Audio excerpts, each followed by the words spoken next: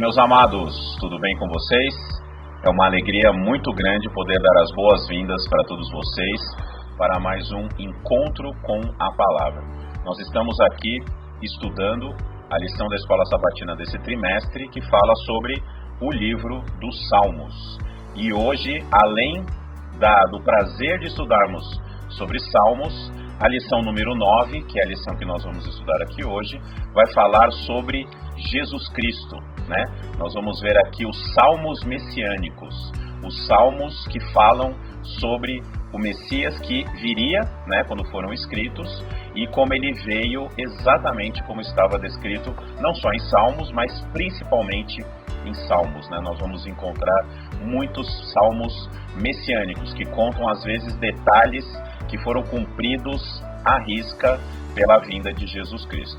Essa é a alegria que nós vamos passar hoje aqui e transmitir para vocês também. E para que a gente tenha essa alegria, eu conto aqui hoje com a presença desses dois queridos, que são a Rosângela e o meu querido amigo Leandro. Eu vou pedir para a Rosângela, como a gente sempre costuma fazer, começar com uma oração. Santo Eterno Deus, maravilhoso Pai, nosso Criador e Mantenedor, mais uma vez, Senhor, te agradecemos pelas bênçãos, pelo teu cuidado, por nos teres trazido até aqui para juntos estudarmos esse assunto tão especial, tão maravilhoso, que é a pessoa de Jesus nos Salmos. Amém. Que o Senhor possa estar conosco neste momento, através da presença poderosa do teu Santo Espírito. Amém. Fica conosco, nos dê a tua paz, seja com aqueles que nos assistem também, que eles também possam ser abençoados por ti como nós o somos. Amém. Pedimos-te agradecidos em nome de Jesus. Amém. Amém, Pai. Bom, o Salmo 118, 22 e 23 é o verso-chave da nossa lição e, como estamos falando sobre Jesus Cristo, né, o nome do estudo hoje é Bendito o que vem em nome do Senhor, falando exatamente do Messias, do ungido, daquele que é o enviado, né, Deus conosco. E o Salmo 118, 22 e 23 diz assim: a pedra que os construtores rejeitaram, essa veio a ser a pedra angular. Isto procede do Senhor e é maravilhoso aos nossos olhos, né? Nós que somos uma raça caída, né? Nós que infelizmente como seres humanos escolhemos o pecado, a gente precisa de um Salvador. E esse Salvador é ninguém menos do que o próprio Deus encarnado, né? O Emanuel, o Deus conosco. E obviamente, como toda a Bíblia tem em Jesus Cristo o seu centro, né? E por isso que Jesus tem que ser o centro da nossa vida, porque ele é o centro da palavra de Deus, o livro de Salmos não seria diferente, né? Então temos também em Jesus Cristo, no Messias, a centralidade do livro dos Salmos, né? Os salmistas, eles foram inspirados pelo Espírito Santo para tratar da questão do Messias com todo o carinho do mundo, porque está falando do nosso Salvador, da nossa redenção, né? E dentro do livro de Salmos, coincidentemente, né, a primeira questão que Jesus Cristo, a primeira maneira como Jesus Cristo é tratado aqui na nossa lição é como o bom pastor, né? E eu queria perguntar para os meus queridos, por que a figura do pastor foi escolhida pelo Espírito Santo como um tipo para o Messias?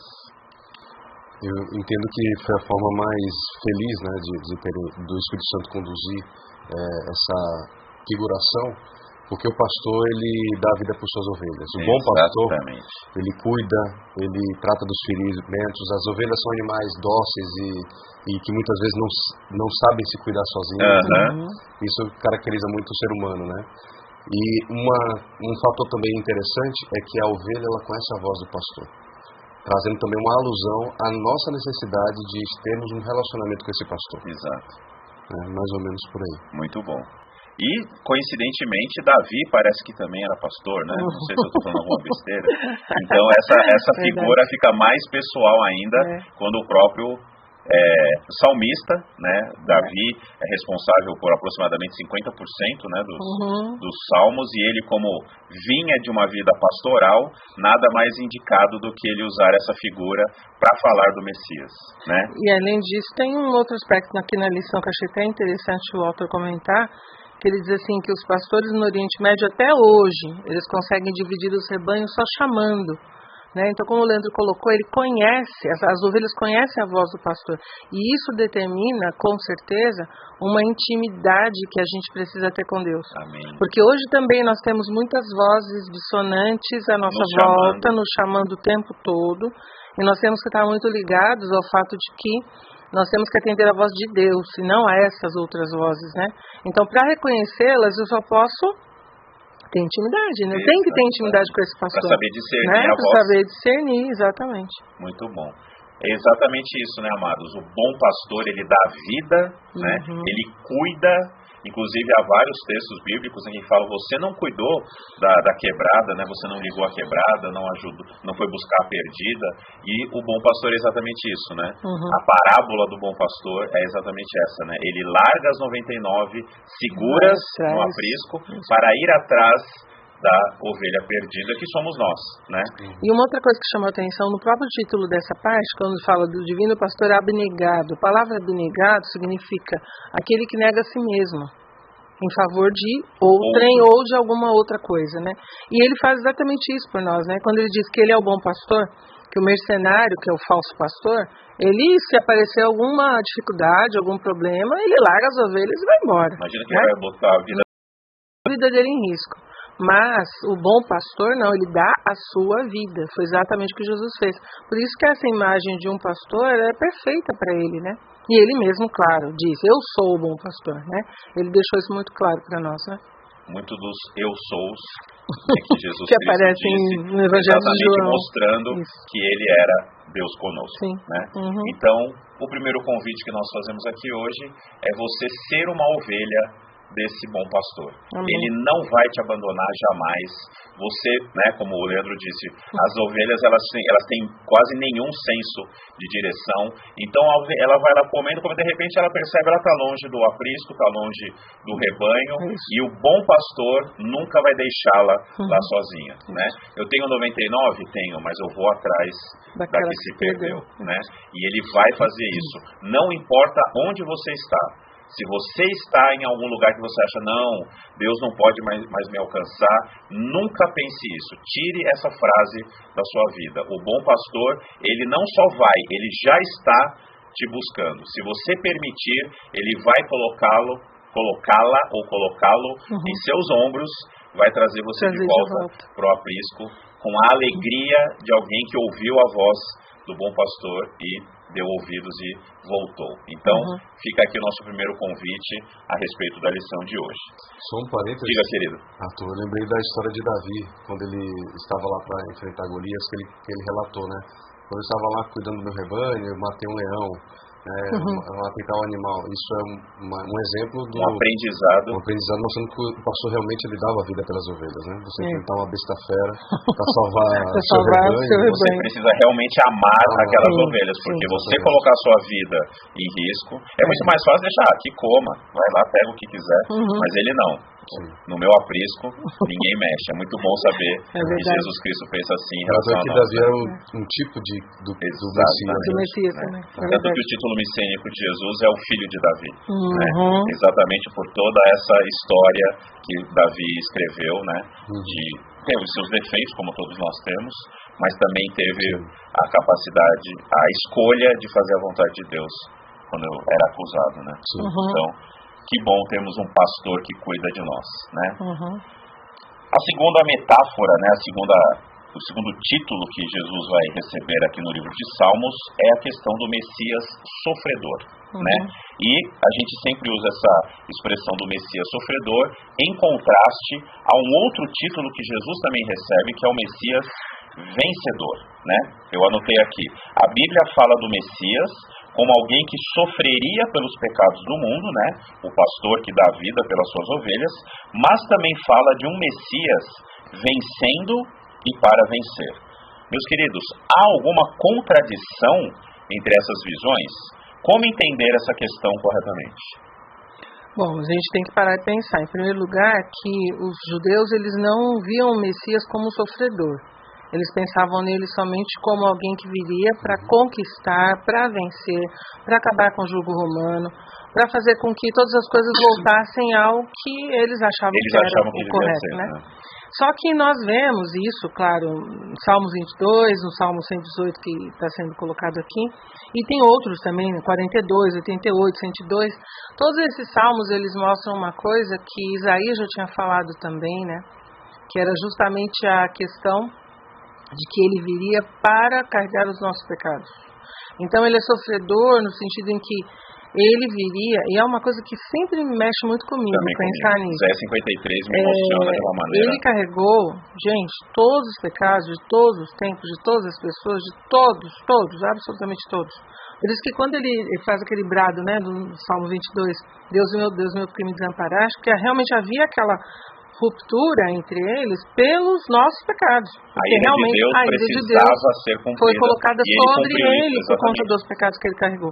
Então, assim, o Messias sofredor e o Messias vencedor, eles não são contrastantes, eles se complementam. Amém. Porque o sofredor é o que carregou os pecados, mas ele é vencedor ao mesmo tempo. Porque ao carregar os nossos pecados, ao pagar o preço, né, que a gente merecia, mas que ele pagou nele mesmo, como diz ele em Isaías, né, pelas suas pisaduras fomos sarados, né, toda a iniquidade foi colocada sobre ele, né, e tal. Então, quando ele fez isso, ele se tornou vencedor ao mesmo tempo, né. É uma coisa que eu sempre penso, quando a gente olha ali no santuário, que muitos hoje discutem, mas é tão claro isso, né, no santuário você vê todo o plano da redenção. Então começa ali com o quê? O pecador vinha, trazia o animalzinho inocente, puro, sem mancha, sem defeito, macho de 1 ano, não é? E ele confessava os seus pecados sobre ele. E ele era morto. E o sangue dele, então, era levado, os pecados eram transferidos para aquele animal. E aí, aquele sangue ia para o lugar santo, espargido ali no véu, né, que separava os dois ambientes e tal. Então, quando a gente pensa nisso, eu sempre imagino assim, como Deus foi didático. Eu uso sempre essa expressão. Didático, muitas vezes ele precisava desenhar para a gente entender as coisas. Sabe o que a gente fala? Precisa desenhar. Deus fez isso no santuário. E aí a gente vê. Então, por isso que tem essas duas partes que não se opõem, na verdade, elas se complementam. Ele é tanto sofredor quanto vencedor, porque no mesmo momento que ele sofreu, ele venceu. Quando ele disse está consumado, a obra que ele veio fazer aqui, ele conseguiu realizar. Amém. Então, realmente, assim, ele é vencedor nesse aspecto, né? E, claro, ele mostrou para todo o universo o verdadeiro amor de Deus. Ele mostrou que o inimigo estava completamente equivocado. Tinha feito uma propaganda totalmente... Fake news. Nossa, fake news em proporções universais, não é? né? Então... Quem será que inventou a fake news? Quem que inventou? Pois é, nós já estamos falando aqui a fonte, né? Então, o fato é que ali mostra realmente assim, ele foi rejeitado, ele foi traído, ele foi maltratado, desprezado, injuriado, exatamente como no santuário terrestre falava. Exatamente. Quer dizer, ele tinha que ser morto. Jesus veio para cá sabendo o que ele ia viver, né? E ele aceitou essa missão, porque não havia outra possibilidade. Por isso que ele dizia tantas vezes, a minha hora ainda não chegou, né? Mas eu vou passar por isso, mas ainda não é o momento, né? Ele sabia qual seria a trajetória dele, né? Sim. É muito legal. E, amados, e no Apocalipse, né, que tem muita conexão com tudo isso, você vê lá João, ele ouve, né, olha, o leão da tribo de Judá, ou seja, o Messias vencedor, e quando ele vira, ele vê um cordeiro como tendo sido morto. Né? Então, como a Rosângela disse, as visões, elas não se contradizem, como infelizmente muita gente diz por aí. Espera um pouquinho, mas ele é o sofredor ou o vencedor? Ele é o sofredor e exatamente por isso ele se torna o vencedor. Isso. Ele é o cordeiro como tendo sido morto, porque ele deu a sua vida por nós, por isso ele sofreu, né? E ao dar a vida por nós, ele se torna o leão da tribo de Judá, que é o Messias vencedor, né? Então não há nenhuma contradição, pelo contrário, há uma completa junção de ideias, né? E como a segunda pergunta seria exatamente essa, né? Mas a Rosângela já respondeu. Por que os judeus não aceitaram, né? Eles pularam, né? Ignoraram os versos bíblicos a respeito do Messias sofredor, exatamente por isso, né? Eles queriam eles queriam um rei terrestre que os tirasse do jugo romano e os voltasse aos tempos de Salomão e Davi. Quando você falou isso, agora me veio uma coisa aqui na cabeça. Foi exatamente a mesma coisa que eles fizeram na época de Samuel, quando eles o rejeitaram como profeta de Deus e rejeitaram o próprio Deus, né? Que o próprio Deus tem que falar para Samuel, escuta, fica tranquilo porque não é com você o negócio, é comigo, né? Mas é interessante observar que quando eles rejeitaram e procuraram um rei terreno, eles disseram assim: nós queremos um rei que vá diante de nós, que lute as nossas batalhas, né, e tal. E Samuel deixou muito claro para eles: olha, vocês querem? Tudo bem, vai acontecer isso, ele vai pegar os seus filhos, suas filhas para serva, seus filhos para guerra e tal. Mas ele, não, assim mesmo a gente quer. Queremos ser como as outras nações. Isso, né? Olha que coisa. De vaidade, né? Se eles eram diferentes, porque eles tinham Deus lutando por eles, que coisa mais linda, que coisa melhor do que essa? Mas eles quiseram ser igual aos outros. E a mesma ideia, ou vamos dizer assim, a mesma visão, eles tinham no momento que Jesus veio. Eles queriam um rei como todos os outros. Não, nós queremos ser libertos do jugo romano, mas tem que ser um rei para lutar por nós.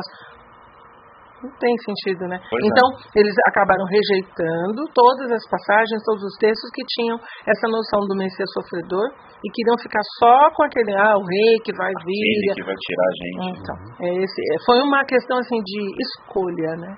Eles escolheram rejeitar Jesus. E nós estamos hoje muito perto de cometermos os mesmos erros, né? A gente tem uma ideia, tanto que Jesus vai falar, Pedro vai falar, João vai falar, Paulo vai falar que a volta de Jesus será como um ladrão à noite. Por quê? Vai pegar muita gente de surpresa, como foram surpreendidos os habitantes de Jerusalém quando chegaram os magos do Oriente. Ué, vocês não estão festejando o nascimento do rei de vocês? Que rei? Né? Por quê?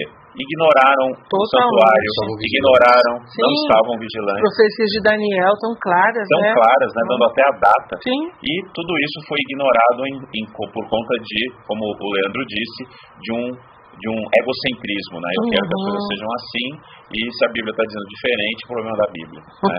Não cometamos esse erro. Jesus é o Messias, ele foi o Messias sofredor, hoje ele é o Messias vencedor e virá vencendo e para vencer. Amém. Que você aceite esse bom pastor na sua vida. Amém. Lembrei muito, parece uma alusão a nossas mães, né? É Deus falando: você não é todo mundo. Né? Se alguém pular do poço, você vai pular atrás? Todo mundo tem um rei, mas você não é todo mundo. Exatamente, era um povo especial, né? Você é especial, em vez de você fazer um upgrade, você quer fazer um downgrade, né? Você quer diminuir, você quer ser igual a todo mundo, quando Deus tem planos muito mais maravilhosos para você. É verdade. Né? Seguindo aqui, amados, né, o tempo sempre contra nós, uma terceira visão que nós temos aqui é a questão, dentro do Messias vencedor, você tem a visão do rei, né, que também é tratado pela lição, e além do rei, Jesus também é chamado de sacerdote eterno, segundo a ordem de Melquisedeque.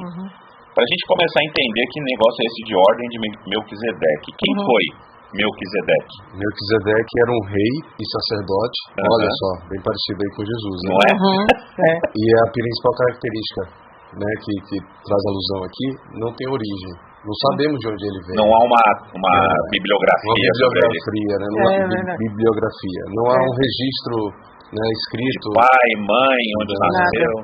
Mas com certeza Deus instituiu ele como sacerdote. Tanto é que Abraão devolveu o dízimo, né, para ele. Reconhecendo quem ele era. A sua autoridade, né, sacerdotal, digamos assim. Isso mesmo. E a semelhança, e Jesus é dentro da ordem de Melquisedeque, porque Jesus é eterno.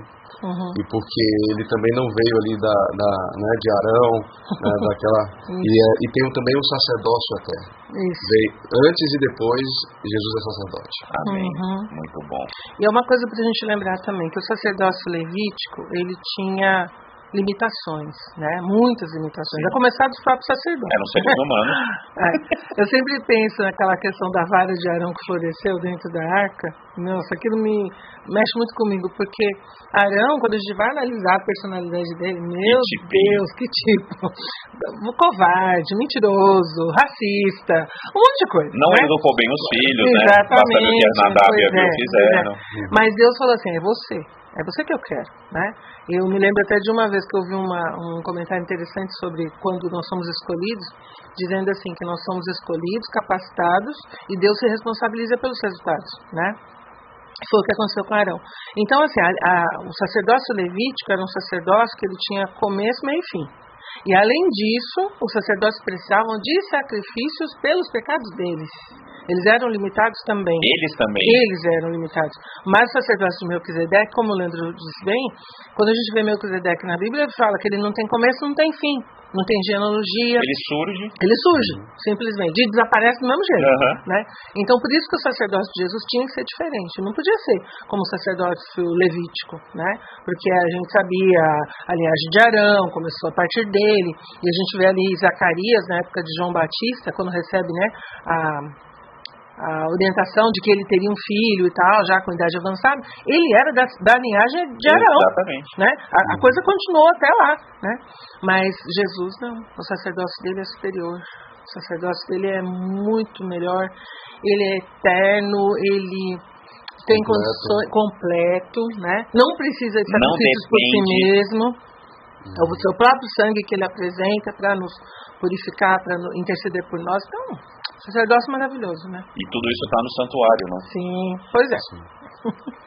E por isso que Jesus Cristo, né, que é a segunda pergunta que eu tinha preparado aqui, o Espírito Santo já respondeu através de vocês, né? Por que Jesus Cristo é apontado como sacerdote segundo a ordem de Melquisedeque? Exatamente por isso. Né? Ele é superior, e Paulo vai dizer isso em Hebreus, né? Ele é um sacerdote superior, ele é um rei superior, né? Melquisedeque era rei de Salém, que viria a se tornar Jerusalém, né? Jerusalém. Então, toda essa tipologia de Melquisedeque é aplicada a Jesus Cristo, porque ele é um rei superior, é um sacerdote superior. Como rei, ele vai nos conduzir perfeitamente. Como sacerdote, ele intercede por nós perfeitamente, né? Então, tudo isso estava ali já prefigurado no livro de Salmos, através dos textos que o Espírito Santo inspirou os salmistas a escrever, né? E para a gente caminhar para os nossos finalmente, vamos então falar sobre o próprio Cristo, né, que é o centro da Bíblia, é o centro do livro de Salmos. Pastor, Messias que sofre, Messias que vence, rei, sacerdote. Queridos, afinal de contas, quem é Jesus Cristo? É tudo isso que você falou e mais alguma coisa, né? As figuras, as metáforas que foram colocadas para ele ali, todas elas têm um objetivo, né? A gente viu lá o pastor, como a gente já comentou aqui, aquele que cuida, né? Ele pega a vara e conduz as ovelhas. Ele pega o cajado, aquela que se afasta, ele puxa de volta, né? Então ele é rei, porque ele tem todo o domínio, ele é criador. Ele é sacerdote, porque ele intercede por nós, porque ele não precisa de sacrifícios por ele mesmo. Então, assim, ele é completo, né? Ele é completo, e por isso que hoje a gente vê o inimigo tão furioso, querendo tirar Jesus de cena de todas as formas. Ah, não, agora não vai mais ser antes de Cristo, depois de Cristo. Antes da era comum, depois da era comum. Que era comum? O que significa isso? Né? Mas a intenção é o quê? Tirar Jesus de cena. Pelo menos tirar o nome dele antes de Cristo. Pronto, já não se fala mais de Cristo. Porque a gente sabe que ele dividiu a história. Sim. Simples assim, né? Então nós vemos a necessidade hoje de exaltar o nome de Jesus. E o trabalho do Espírito Santo, inclusive, é esse, né? A gente sempre bom a gente lembrar que ele é um Deus que trabalha nos bastidores. Exato. Por isso, porque a função dele é apontar para Jesus. Relembrar as palavras de Jesus. Relembrar, exatamente. É ele que faz isso, não somos nós. Não. Então, às vezes as pessoas ficam preocupadas com certas questões, né? Discussões que aparecem por aí. Não tem que ficar muito preocupado, não. Tem que colocar realmente... Faz parte do... A gente sabe que isso vai acontecer. Claro. E outra coisa, né? Em cachorro morto não se atira pedra. Se estão tacando tanta pedra é porque talvez os frutos ali estejam chamando a atenção, né? E aquilo que eu sempre falo, quando a gente estuda a palavra de Deus, você tem dúvidas? Nenhuma, eu não tenho. Eu estou 44 anos nessa igreja, eu não tenho dúvida. Nenhuma. Tenho dúvida. Cada vez mais eu vou me fortalecendo na certeza que eu tenho, entende? Então, quando a gente olha tudo isso, ver os salmos, né, apontando para Jesus, mostrando características, como a gente viu aqui, claro, não dá tempo para tudo isso, Não deu. mas no Salmo 22, por exemplo, que você tem coisas muito específicas, muito proféticas ali, que se cumpriram com precisão na pessoa de Cristo, o que eu vou ter dúvida? Nenhuma. Nenhuma. Se tudo isso já estava prefigurado, Nenhuma. que presente de Deus a gente poder estudar a Bíblia e saber Exatamente. que o que a gente acredita é base. É verdade. Tem verdade É a nisso. base, exatamente. É isso aí. As escrituras, elas são maravilhosas porque a gente vê Deus conduzindo os escritores, os profetas em todos os momentos. Sempre. Usa pessoas assim como nós para fazer o trabalho, para contribuir no trabalho dele, né? E aí a gente vê aqui, nosso guia, ele traz um resumo que vários textos dos Salmos apontavam para vários momentos e várias etapas do ministério de Jesus. Você tem ali textos que falam sobre Jesus como Deus, lá no Antigo Testamento. Vemos também sobre a vida e o ministério de Jesus, uma predição da vida do ministério de Jesus. Sim. Textos que falam do sofrimento e da paixão de Jesus, como lemos aqui. Como o próprio 22, né? Sim. Exato. Aquilo que ele mesmo proferiu na cruz, né? Sim. Deus meu, porque me Usou Davi desamparaste. para escrever aquelas palavras. Exatamente. Cumprimento perfeito. Usou momentos de sofrimento de Davi, né, Exato. para inspirá-lo, né, a escrever, a profetizar sobre o sofrimento de Jesus, e também textos ali sobre a exaltação de Jesus após a sua ressurreição. Isso é só de Salmos. Né? Só no livro de Salmos. Quando lemos a Bíblia inteira do Antigo Testamento e depois de Jesus, As profecias sempre é messiânicas Jesus. são absolutamente perfeitas. Né? Perfeito. Exatamente. Se cumpriram com uma precisão milimétrica. E eu particularmente gosto muito do livro do Apocalipse, Uhum. porque é quase Eu não gosto muito. é não. quase que o Eu tenho próprio medo desse livro. professor de Apocalipse, né? Pois é. Se não gostasse, Se não não, gostar, Não pode imagina. perder a piada. É verdade. porque é quase que o próprio Jesus escrevendo. Exatamente. Sim, sim. Exatamente. É fantástico você ter um livro que Você está ouvindo Jesus. foi mesmo, Jesus né? que revelou, né? Sim. O próprio Jesus que revelou. É O verdade. primeiro versículo do Apocalipse Já é bem disse. claro. Né? Revelação de Jesus Cristo. Exatamente. Ele revela e ele se revela. Isso aí. Exatamente. Então, Isso mesmo. Jesus realmente é um bom pastor, porque a gente sente segurança ao ler esse livro, porque fala dele. A gente sabe o futuro, sabe o que fazer, tem um manual ali para você seguir. Isso aí. Ele Exato. sabe que aquele poder que ele exerceu, também muitas vezes sobrenatural, está à nossa disposição através do Espírito Santo. Poder, principalmente, eu digo que é mais importante o poder de me transformar do que de fato fazer uma cura, É verdade. Esse é o mudar o mais meu caráter, difícil. saber que eu tenho esse poder à minha disposição, que o Espírito Santo pode mudar o meu caráter. Esse é o verdadeiro É milagre. verdade. É o verdadeiro milagre. Esse é o verdadeiro milagre, né? Um coração Transformação de vida. transformado, um coração quebrantado, Sim. né? Que aceita Jesus Cristo e aceita ser transformado. É verdade. Esse é o verdadeiro milagre. Abriu o mar vermelho para Jesus, ele fez assim, abriu. Fácil. Agora, quando ele lança a semente e aquela semente brota no coração, esse é o verdadeiro Isso é uma milagre. recriação. É uma recriação, com Mesmo certeza. porque a gente tem que lembrar de uma coisa: Deus é Deus.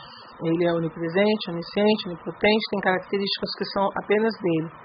E ele sabe quais são as minhas escolhas, mas ele não as determina. Não. E muitas vezes Ele as pessoas questionam muito a questão de predestinação e tal, por isso, né? Deus sabe o que eu vou escolher, mas ele não determina que seja dessa forma. E muitos acreditam, não, Deus já escolheu quem vai salvar, quem vai se perder, e você pode fazer o que você quiser. Não. Você pode até fazer as coisas certas, mas se tiver que perder, vai perder. Se você pode passar sua vida fazendo bobagens, mas se Deus achar que você tem que ser salvo, não é assim. Meu Deus, que Não é? Deus é esse? Que Deus é esse. Né? Faça eu o que eu fizer, eu tô perdido? Faça eu o que eu fizer, eu tô salvo? Não tem sentido. Não faz nenhum Mas sentido. tudo aí tem a ver com a última coisa que você comentou, isso me chamou a atenção. A gente sempre tem que pensar assim, que Deus, ele não tem limitação nenhuma porque ele é Deus, né? Ele é criador, ele está acima da criação dele, mas ao mesmo tempo ele está dentro dela porque ele está do nosso lado. E veio como homem, né, para ficar entre nós. Amém. Não tem assim, o que dizer em relação a isso. Mas a gente tem que lembrar que a única limitação de Deus é a nossa escolha. É a única. Ele Não passa por cima, não atravessa o enfia o nosso pé na porta. não, de jeito nenhum. Ele te apresenta e a sua espera decisão que você decida. espera que você decida É. por ele. É. Mas se você decidir ser contra ele, Ele chama, né?